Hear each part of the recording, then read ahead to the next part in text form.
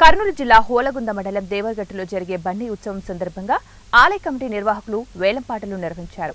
గత ఏడాది టెంకాయల విక్రయం వేలంలో 5.10 లక్షలకు దక్కించుకున్నారు.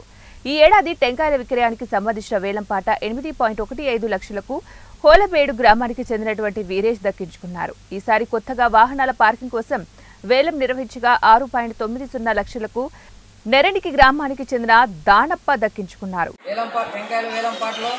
శ్రీ మాలమల్లేశ్వర స్వామి దసరా ఉత్సవాలకు ముందుగానే ఈరోజు వేలం నిర్వహించడం జరిగింది. అందులో నేను ఉండేపీడి వీరేష్ బాబు పాల్గొనడం జరిగింది.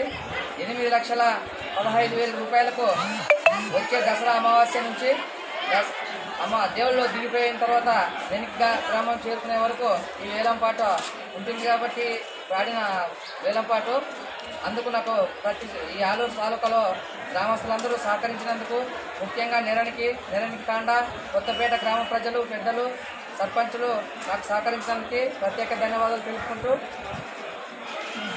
సెలవు తీసుకుంటున్నాను.